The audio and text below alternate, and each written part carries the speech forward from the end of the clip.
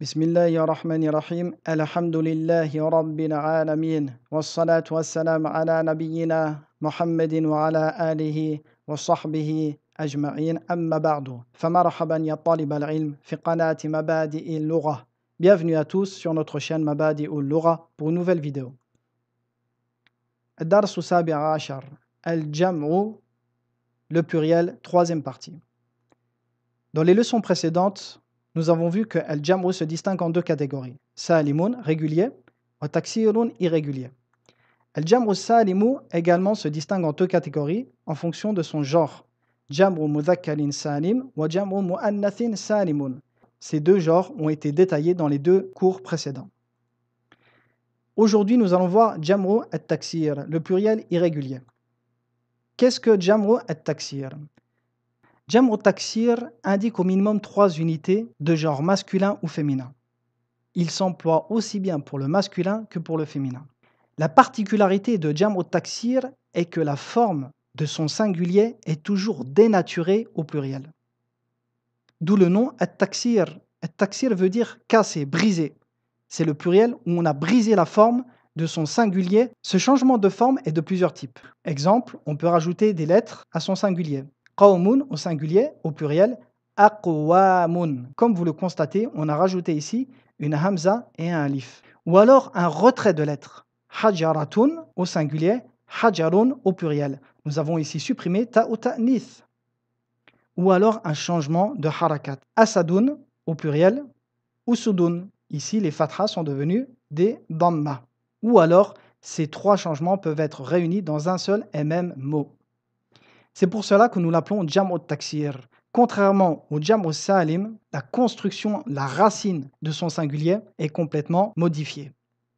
La question alors est comment connaître les formes du pluriel irrégulier. Contrairement au jam'u salim, il n'existe pas de règle constante pour ces pluriels. Il existe seulement des formes connues, nombreuses et déterminées qu'il faudra inévitablement apprendre par cœur. Le choix de ces formes se fait en fonction de la racine de son singulier. Pour telle racine au singulier, nous prendrons telle forme au pluriel. Et cette leçon sera détaillée quand nous étudierons as-sarfu, incha'Allah. Quand est-ce que nous employons jam'u taksir? Jam'u taksir s'emploie autant pour un être féminin doué de raison, ou un être masculin doué de raison, ou une chose dépourvue de raison. Exemple, talibun. Talibun est un être masculin doué de raison. Son pluriel est tullabun. Sahibatun est un être féminin doué de raison. Son pluriel est sawahibu. Hadiqatun est une chose dépourvue de raison. Son pluriel est hada'iqu. Kitabun également est une chose dépourvue de raison. Son pluriel est kutubun. J'attire ici votre attention sur un point. La plupart des noms dans la langue arabe possèdent plusieurs pluriels. Quand il s'agit d'un pluriel pour un être doué de raison, il n'est pas rare de lui trouver un pluriel régulier et un pluriel irrégulier. Exemple, sahibatun. Sahibatun a pour pluriel sawahibu qui est un jam'u taksir, mais également sahibatun qui est un jam'u salim. De même que sa'iqun. Sa'iqun a pour pluriel suwaqun qui est un jam'u taksir, mais également sa'iquna qui est un jam'u salim. Nous étudierons par la suite comment et quand choisir le pluriel adéquat. I'rab jam'i taksir. Comment faisons-nous l'i'rab de ces pluriels? La base de l'i'rab est que son signe distinctif est une harakat. La base dans cette harakat est qu'elles sont une dhamma ou rafa, une fatha ou nasb et une kasra ou jar. Sachez alors que jam'u taksir ne déroge en aucun cas à ces deux règles de base. Jam'u taksir, comme la plupart des noms, son signe distinctif de l'i'rab sera toujours une harakat. Et cette harakat sera une dhamma ou raf, une fatha ou nasb et une kasra ou jar. Regardez. El-kutubu fil fasli. El-kutubu ici est mubtada, marfou, et son signe distinctif est une dhamma. Ishtaraitu kutuban. Kutuban ici est mansoub, il prend une fatha. Ja'a zaydun bi kutubin. Bi kutubin ici est un nom majrour, son signe distinctif est une kasra. En résumé, i'rab jam'i taksir, son signe distinctif est une dhamma ou raf, kutubun, une fatha ou nasb, kutuban, et une kasra ou jar, kutubin. مثال الرجال في المساجد. الرجال مبتدأ مرفوع وعلامة رفعه الضمة. المساجد اسم مجرور وعلامة جره الكسرة. الأطفال في الحدائق. الأطفال مبتدأ مرفوع وعلامة رفعه الضمة. الحدائق اسم مجرور وعلامة جره الكسرة. En résumé, al-jam'u se distingue en salimun régulier wa taksirun irrégulier. Al-salimu se distingue également en deux catégories, mudhakkarun masculin, mu'annathun féminin, muslimun, muslimatun. Quant à jam'u taksir, il est une seule et même catégorie qui englobe plusieurs formes que nous verrons par la suite, telles que kutubun, masajidu wa rijalun. Darsu as-sabi'a ashar. À travers cette leçon, nous verrons comment accorder les pluriels des choses dépourvues de raison. La règle est que les pluriels des choses dépourvues de raison sont accordés comme des noms féminins. Regardez. Abwabu al-masjidi. Abwabu, jam'u bab. Wa bab est une chose dépourvue de raison. Son pluriel est abwabu. Ici donc, un pluriel d'une chose dépourvue de raison. Abwabu ici est mubtada. Maftuhatun est le khabar. Le mubtada et le khabar s'accordent toujours en genre et en nombre. Si le mubtada est mu'annath, le khabar sera mu'annath. Observez ici, maftuhatun. Maftuhatun avec un ta ou tanith al-mutaharrika. Nous sommes venus avec un khabar mu'annath. Pourquoi? Car la règle est que le pluriel des choses dépourvues de raison est accordé comme un féminin.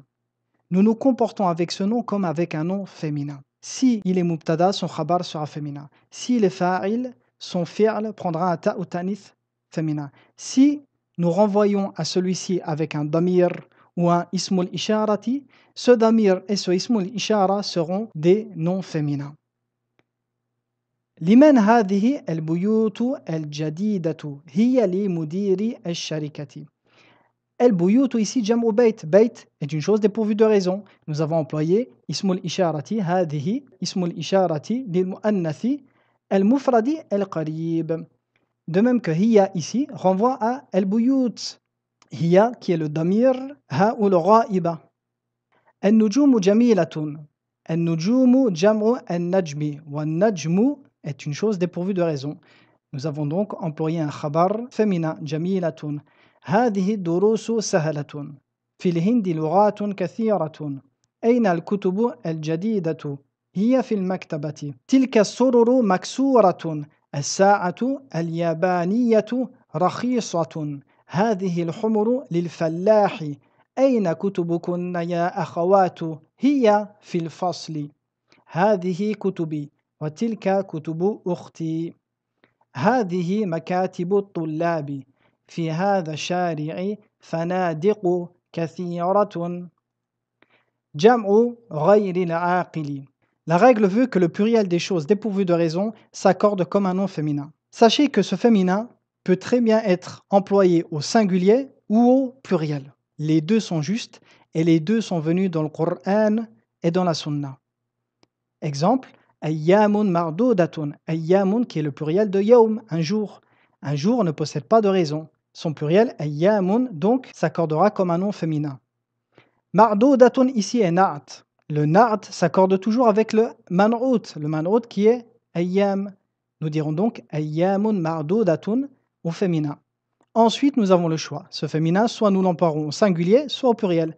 Ayyamun mardoudatun, ayyamun mardoudatun. Les deux sont venus dans le Coran. De même que ad-dama'iru wa asma'ul isharati, quand ils seront accordés à ces pluriels, ils seront également féminins. Hadhihi al-ayyamu ayyamul 'idi hiya ayyamu farahin. Tamrinun. Ajib 'anil as'ilati al-atiyati. Réponds aux questions suivantes. Ayna al-kutubu al-jadidatu hiya fil fasli. Par exemple, à vous de remplir cet exercice. Répondez à chaque question par une phrase adéquate en prenant en compte les règles d'accord pour les noms dépourvus de raison. حول المبتدأ في كل من الجمل الآتية إلى جمع. Transforme le mubtada dans toutes ces phrases en pluriel. الباب مفتوح. الباب مفرد مذكر. C'est un nom singulier masculin. Quant à son pluriel, al-abwabu, quand bien même il ne possède pas un signe distinctif du féminin, La règle veut que les pluriels des choses dépourvues de raison s'accordent au féminin. Nous dirons donc al-abwabu maftuhatun. هذا قلم جديد. هذه أقلام جديدة. النجم جميل. النجوم جميلة. ذلك كتاب قديم. تلك كتب قديمة. ذلك البيت جميل. تلك البيوت جميلة. هذا الدرس سهل. هذه الدروس سهلة. ذلك الجبل بعيد. تلك الجبال بعيدة. حول المبتدأ في كل من الجمل الآتية إلى جمع. Transforme le mubtada dans toutes les phrases en pluriel. هذا المكتب مكسور. هذه المكاتب مكسورة. هذا مسجد جميل. هذه مساجد جميلة. هذه ساعة رخيصة. هذه ساعات رخيصة. تلك الطائرة كبيرة. تلك الطائرات كبيرات. هذا طالب جديد. هؤلاء الطلاب جدد. ذلك الرجل عالم كبير. أولئك الرجال علماء كبار. هذا النهر كبير. هذه الأنهار كبيرة. ضع في الأماكن الخالية فيما يلي أخبارا مناسبة. Écris dans les espaces suivants un khabar qui convient. Donc ici, attention à l'accord entre le mubtada et le khabar. Al-baytu kabirun. Al-babu maksurun. Al-buyutu, attention ici, pluriel d'une chose dépourvue de raison. Nous employons donc un khabar féminin. Al-buyutu jamilatun. Et à vous de compléter la suite. Al-kalimatu al-jadidatu, le vocabulaire nouveau. Sharikatun, une société. Sharikatun, des sociétés. Hadha ar-rajulu mudiru sharikati. Fallahun, un paysan. Fallahun, des paysans. Al-fallahu ya'malu fil huquli. Le paysan travaille dans les champs. Rakhisun, bon marché pas cher. Rakhisatun, bon marché pas cher au pluriel. Hadihi sa'atu rakhisatun. Ghalin, son contraire, cher, onéreux. Ghaliyatun, cher, onéreux au pluriel. Hadihi sa'atu ghaliyatun. Qadimun, ancien. Al-kitab qadimun. Et voici la leçon d'aujourd'hui qui s'achève. Je vous dis à très bientôt pour une prochaine leçon. Wa sallallahu ala nabiyyina Muhammadin wa ala alihi wa sahbihi wa sallam.